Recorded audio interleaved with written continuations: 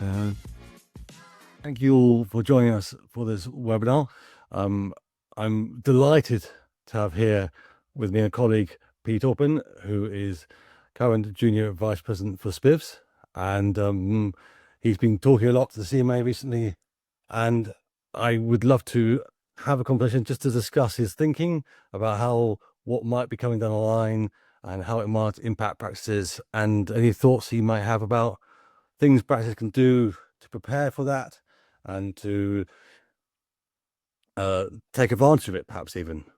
Pete, do you want to introduce yourself? Yeah, sure. Yeah. My name's Pete Orpin. I was in practice for 38 years and we had a large business, about 130 people in the end. And it became very clear to me that in order to have a profitable business, you had to have an efficient business. And one of the big concerns I have with the CMA work is that there's a risk that we actually have our efficiency of consultations damaged by all the additional work that we have to do. So I'm going to revisit that later on. That before I go into the CMA thing, I think it might be helpful just to describe a little of my sort of background. I was BVA President back in 1999, and I was involved in the Competition Commission review of medicines back in 2001. And we have some learnings from that, which, is clearly embedded in my mind. And then I basically concentrated my practice. And then when I retired in 2018, I signed up to be a board member of SPVS. And that has become a really, really important part of my life. I've really enjoyed this last sort of 6 or 7 years. It's been absolutely fantastic, albeit that we've had lots to deal with. I didn't meet anybody within the board for 18 months because COVID was about, and we're involved in that. And then I signed up to sort of get involved in the CMA, and I had no idea what I was letting myself in for. And we had to set up a group. And before you know it, you've got 700 pages of documents sort of thrust on your desk and 15 days to report on it. And we did a lot of work representing the views of our members directly to the CMA, but also through the BVA Working Group and also through FIVP with very much a sort of independent vet's hat on it. So we've been sort of really in deep within the CMA work, and I'm happy to share any of my thoughts on that, Nick. Fantastic, Pete. I mean, I know very much how much work yourself and the SPVS team have put into that, and so thanks for myself, and thank you very much indeed for that. I know there's been a lot published about what the CMA might be doing, and there's a little bit of waiting on tender hooks as to what might be coming down the line. Do you want to give us a sense of the things that might be going down the line towards the profession? Yeah, sure. There are 21 provisional remedies, and they're provisional, so they're not final. And the final remedies, which again get further consultation, are going to be delivered February, March, so soon.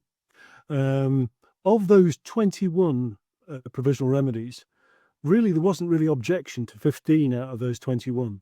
So it's highly likely that these will go through broadly unchanged.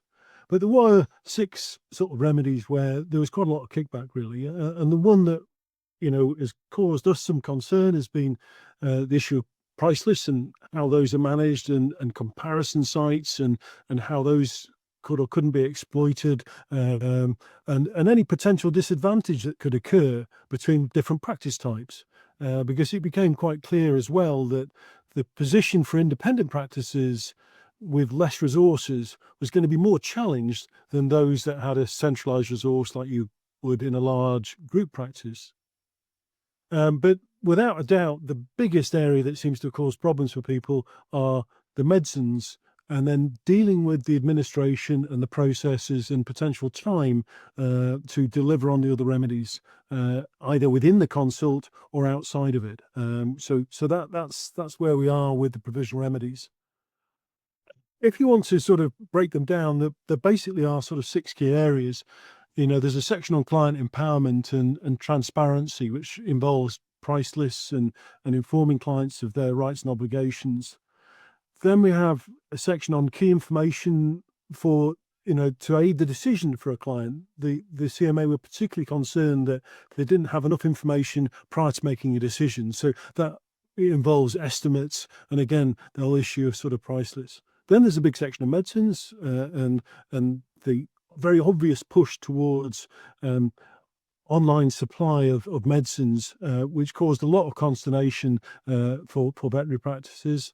Then there's a section on complaints, out of hours, and then finally long-term regulation, really, which is the Veterinary Surgeons Act revisions and these longer-term remedies, which we're moving on to in the next years to come ahead. Thank you, Peter. I mean, there's quite a lot there, and I think when I've looked at the past, some of it feels quite challenging to get the head around, and I guess some of it we don't quite know how onerous the requirements are going to be. I understand there's potentially going to be there might be sort of a differential time frame for practices to prepare. Yeah. I think the time frame is really important. They'll announce these remedies in February, March, so that's quite soon, but you won't have to comply with them immediately. In order for them to actually put them into an order, it will take some months. And then from that order being produced, there's then a sort of grace period. And it's a differential grace period they're suggesting, sort of 3 months for large veterinary groups before they have to apply them. And in their initial provisional remedies, they said 6 months. Now, for independent practices, we've pushed reasonably hard and say, well, hang on, you ought to give independent practices slightly longer than that additional 3 months, because they will need to adopt technology solutions for some of these remedies. And there are 20 different practice management systems out there. It's unfair to expect those businesses to sort of be in the hands of the timescales of those PMS providers. We've got to give sufficient time so that they can actually sort of apply the remedies equally. Whereas within some of the large veterinary groups, they just have one practice management system, so they can actually get that sort of pushed over the line much quicker. So we're very keen to make sure that we level the playing field out as much as we could, and so that we could have a fairly seamless transition from old world to post CMA world. Yes, I remember when I used to run my own practice, there's a challenge there of waiting for your system to become compliant, and as CVO Lupa, that's something I'm definitely looking very hard at. We've got a lot of solutions kind of drawn up and ready, and we're kind of sort of waiting to see exactly what the requirements are, so then we can implement the appropriate solutions depending on what the CMA are going to ask our clients to do. I certainly don't want to leave our clients sort of hanging there, waiting and hoping there'll be a compliance system for them. Yeah, no, I think it's important. I mean, an area that it became flagged up, and this is the work we did spend a lot of time looking and costing out the financial impact of, for instance, prescriptions and the loss of revenue from the prescription, but also the impact on time and opportunity cost. So if, for instance, you end up with additional work within the consult room, and you end up effectively losing 1 or 2 consults a day for each vet, it's not just the consult revenue you lose, but you lose all the other work that spawns off it. So, the consultants would say that a typical consultation will earn about £200 worth of revenue. So if you lose 2 consultations because of delays in your time, then that's a massive cost of practice. And we've explained that to the CMA that, in order to avoid that cost, the only way we can sort of get around that really is to have some technological solution or a different approach within the practice that mitigates against that time loss. Yeah, if I've already been, as I've been out on clinics, I've heard of conversations of individuals asking for longer consultation time to prepare for these conversations, and that's very challenging from a business model point of view. Absolutely. SPIVS data, we have a survey, a salary survey, which we're doing for several years now. But back in 2012, the average consult length was 10 minutes. So you'd have 6 consultations in an hour. It's now an average consultation of 15 minutes. And there's many clinics actually now on 20 minutes. Now, you can appreciate the maths on that. Obviously, if you have fewer consultations per hour, you earn less revenue. But equally, you actually service fewer clients. So you can service fewer clients with that model. And so if you keep on extending it, you essentially end up ultimately shrinking your client base, because you can't actually, fit the clients in. So there's a sweet spot to be found basically with consultation length. And, it will depend on your practice, but I mean, certainly, I would get nervous about, with any practice looking to extend their consultation times now if they have to, because we're going to under greater price competition. So, if you've got to actually put the price up of your consultation, probably now isn't the best time to actually extend your consultation length.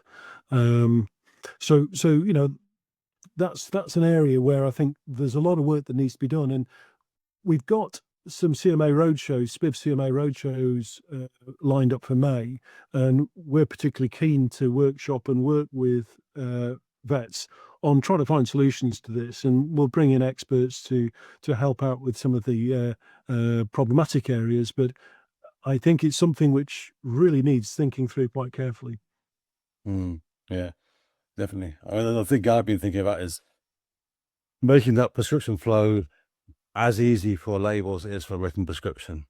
So that takes that barrier of time, but there's that conversational piece, and sort of how do you prepare the client? How do you minimize the time in that consultation where you're potentially talking about prices, rather than talking about the patient and what can be done to support the animal.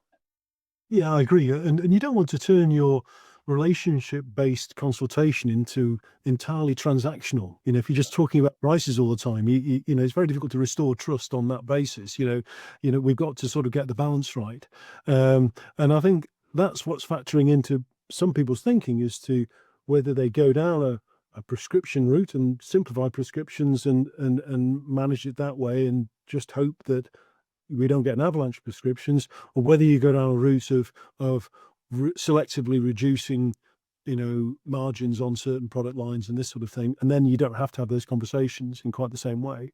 So, people are sort of trying to balance that off, and it's quite difficult to predict which is the right or wrong way to go, but it needs careful thought. Our initial work looking at it, in a reasonable sized practice, if you get half your medicine, long-term medicines disappearing off to pharmacy, you're losing hundreds of thousands of pounds. So it's something you can't just drift into that. You have to make a plan for that in terms of how you revise fees and how you manage your business. And so we've done a reasonable amount of work on that as well. So is that sort of the phrase gaining out? Okay, if I drop my margin by X amount, I might have less conversations about prescriptions. I keep more of that income from going to the pharmacy, but I maybe lost loss of opportunity.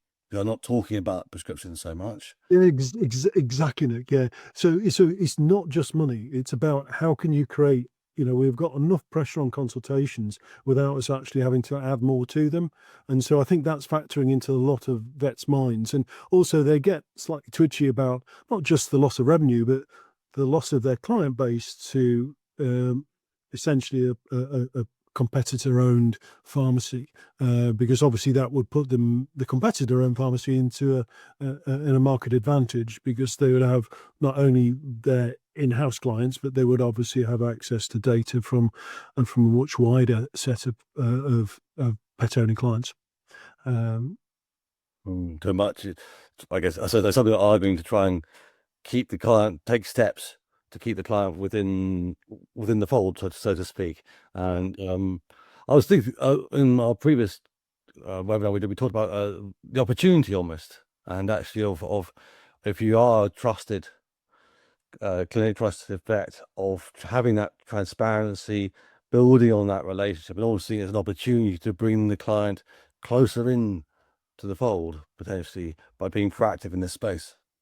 Yeah, I mean, I think in all of this, I think what we have got to do is try and extract some positives. I'm a positive person by nature, but one of the key things that we've got to try and do, you imagine what's gone on in the media recently. It's been a right old bashing. We've had a heck of a bashing, unfairly, and I think that will filter through. And evidence has shown from the consumer reviews that the CMA did back in 2023 compared to the work they've just recently done, there has been a shift in the client's perception. So the clients basically didn't put price really on the agenda in terms of how they chose the veterinary practice back in 2023, but that's now shifted.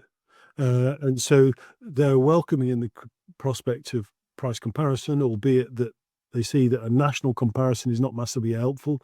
I can find a cheap practice 200 miles away. Well, that's not really helpful to me. But what they are looking forward to is an opportunity to at least have visibility of prices, and so previously that wasn't the case because there wasn't a standardized price list template.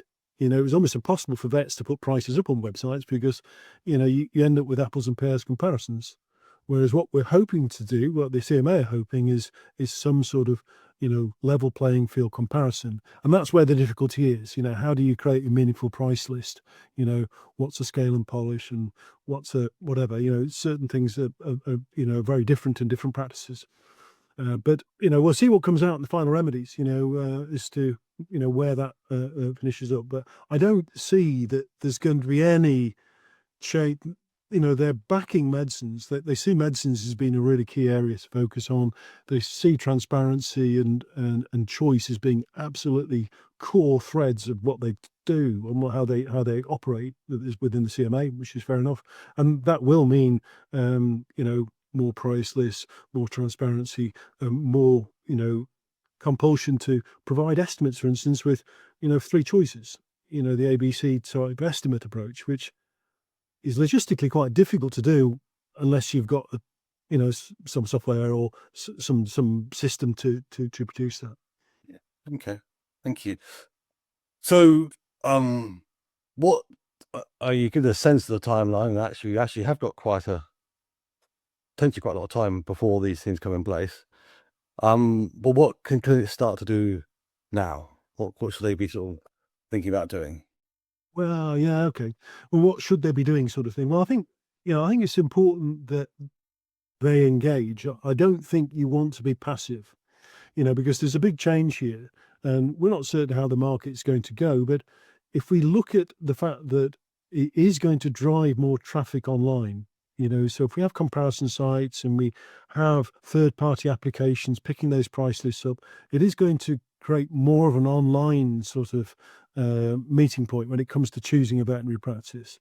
So I think it's very important that you optimize your website for sure, so that any AI bots or any search engines can clearly identify your practice, and you've articulated on that practice the sorts of words and things that matter to the clients right now. And so they're going to be looking for transparency. They're looking for these, positive, open, trusting, sort of reassuring sort of comments. They don't want to have a situation where they feel that you're hiding things from them. So there's an element where we've just got to be brave enough to do that. I think that's really, really important sort of thing in terms of that. I think the other thing that will become important as well is the actual bringing the whole team up to speed with what the final remedies are, and trying to get everybody into a positive mindset and working out changing those threats into opportunities, because it's nothing worse than having a situation where this casts a negative cloud across the whole practice. You can't have that. So we've got to actually channel these threats into opportunities and then think, well, how are we as a practice going to actually compete, thrive, communicate with our clients? What words are we going to use with our clients when they challenge us on X and Y, so that trust is maintained? We don't want sort of grudging negative statements coming out, from your front of, clinic staff. You want to have a situation where they embrace this new sort of agenda, really, because I think that way you will rebuild trust with your clients, for sure. I think, in terms of that sort of client-facing type of stuff, which I think is really important, and within team stuff. The other area is then obviously the planning piece and the strategic planning piece in terms of what you do with medicines, and strategic planning about what you do with actually fulfilling the administrative requirements of the remedies. So, for instance, there will be a requirement to get price lists up into a central database, for instance, and you wouldn't want to be doing that with a pen, pen and biro type approach. You'd want to have a fairly seamless way of actually doing that. So there's going to be these administrative challenges that we will need to sort of look at quite carefully and say, well, how best can we do that in a smart way rather than a hard way? What tools can we use to make sure that that's a smart and seamless way of fulfilling those sort of remedies. And I think that's really, really important. And I think finally, I think it's really important to network and just sort of keep educated in what's happening, because what can be a bit frightening sometimes is sometimes people say, well, the CMA is not going to impact on my practice. Well, it's going to impact on every practice, whether you like it or not. It's certainly impacting all the clients out there. So there is going to be a change of client narrative. And we are going to be faced with, in likelihood, a price cap on prescriptions, for instance, and we will see material changes there. And we will have to comply with these regulations. And if you don't comply, what they do is they'll fine you a percentage of your turnover. So ignorance is no defense here. We have actually got to be absolutely clear and all over what's coming over the hill. Yeah. As you were thinking about the client communication piece and the team piece, I was thinking about something a long time ago about making sure your staff understand the running costs of the business, so they feel they're going to have these conversations.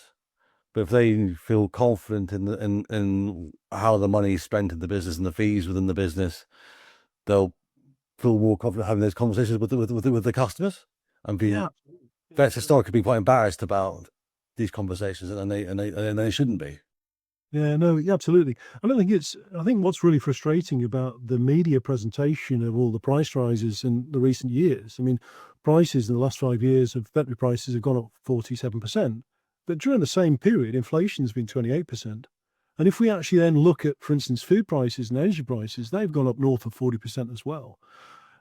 So, it frustrates me that politicians and media are latching on to the veterinary angle, because on average, if we spread veterinary cost over every household in the country, over the last 5 years, it's gone up £100.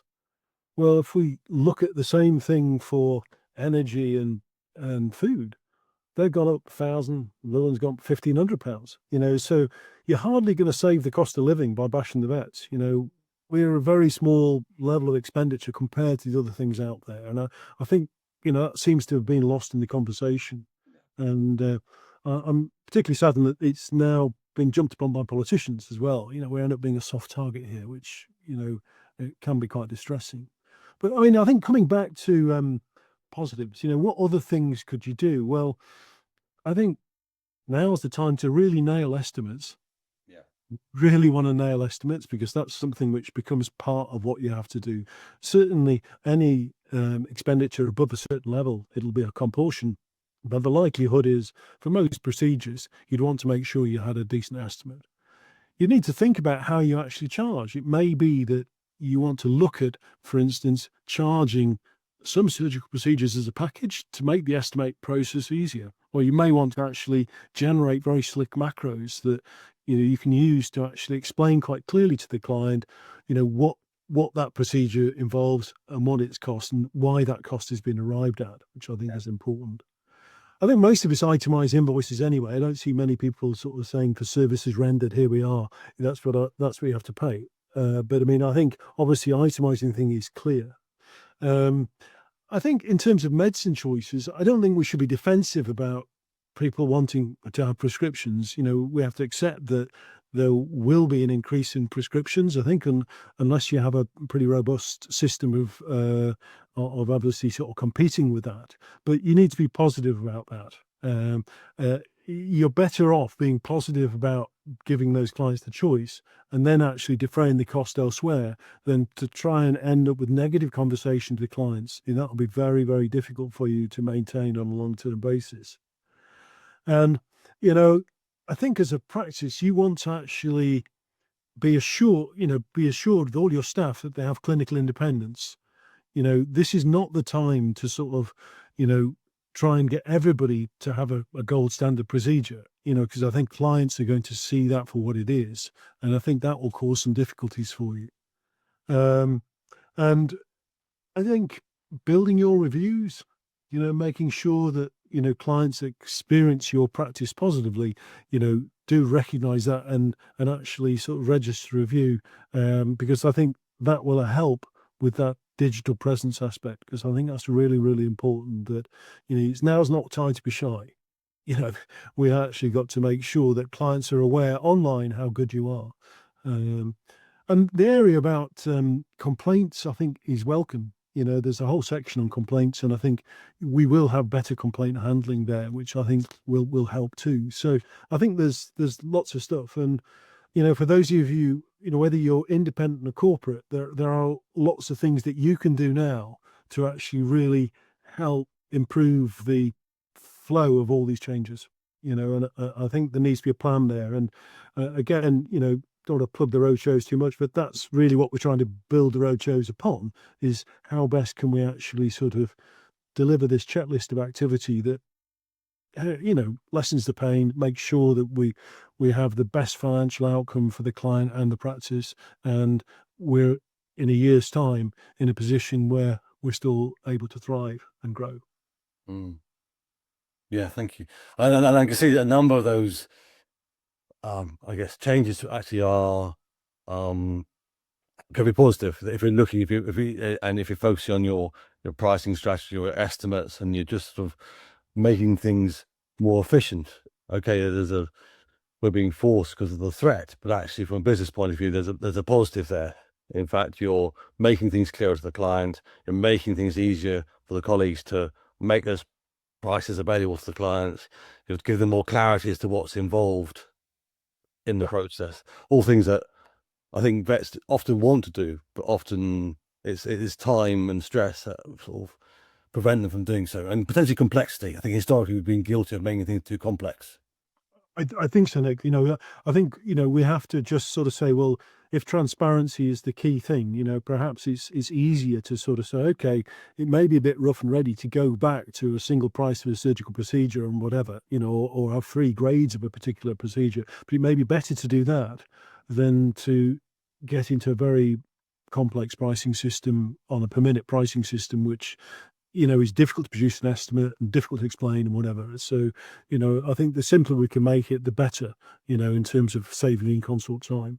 And the simpler we can make estimates, the better, then that's great too. Have there been, any innovative things in sort of the health plan space? I've heard conversations about people changing models there to kind of move prescriptions or drugs to with a bundle process. Have you heard that sort of thing coming through? Yeah. No, I think it's interesting. I'll go back to the Competition Commission in 2001. What happened then, interestingly, was that we reduced the margins on medicines. And so that made it quite difficult for small farm practices to thrive, because those medicines cross-funded their carvings and cesareans and the emergency work. So if they were just doing emergency works and drugs, it was very difficult for their model to thrive. But those practices that had a strong service offering, quite often the larger practices did more pre-planned work and this sort of thing, they were able to offset some of those losses onto pre-planned work. And some of them went as far as actually developing health contracts. So they were basically charging on a pence per litre basis for, a whole package of services, some of which were delivered free of charge on the back of medicines. So I think, that's what we need to sort of try and do now, is to make sure that we get a very, very clear, open method of actually delivering a health plan. And I think the newer health plans will be focusing probably less on the medicine component and probably more on the service component. I can see how those can be developed. And I'll be really interested to, again, it's something which we're keen to explore. We've got a session at Congress in next week, or the next couple of weeks' time, looking at that. What are the potential remedies you can sort of adopt using a subscription model as well? Okay, and thank you for bringing the large animal side of things. And I guess a lot of them have been through the pain historically, so they made the business shift historically. Yeah. Yeah, no, exactly. And so, you know, it can work, but I mean, the practices that thrived are the ones that actually, you know, innovated and changed. The ones that were in a weaker position were more difficult. And that's what we explained to the CMA. We have said to them, look, don't push too hard on these remedies, because what we're really genuinely concerned about is that there are, you know, practices which I'd call marginal practices. There could be a marginal branch, or it could be a practice operating in a fairly poor demographic. And those ones will have less capacity to actually sort of cope with the remedies. And so we could start seeing the advent of almost like veterinary deserts in certain areas if you're not careful. So we have worked really hard with the CMA, so be really mindful of this, because, you know, it would be ironic as a result of the CMA that we end up with further consolidation of veterinary practices and less people starting up. You know, that would be crazy, because we end up with less competition, you know, and that's what they don't want. So we have actually said to them, look, you know, the real acid test is, you know, will the remedies allow new startups to thrive? And I think that's important, you know, for them to be constructed in such a way that that's the case. Well, thank you, Pete, for that. Thank you for joining us today, and thank you for all the work you and SPVS have done in sort of along with the BVA and FIP with talking to the CMA. So really, really appreciate your thoughts today. And as you said, there's a SPVS road shows in May, I think you said. Right. Yeah. Practicing to sort of engage and be taking us through things across the whole day. And also there's the SPVS Congress at the end of February, another opportunity to discuss these things.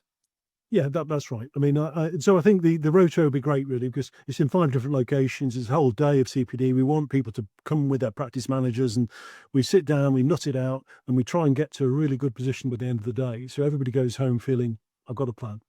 Thank you, Pete. And from wearing my Lupa hat, we're obviously trying to engage with this, trying to really listen to and to hear what clinics want and what their worries are. And we're very keen to support clinics as we go through this potential transition. Thank you, Nick. Thank you all for the time.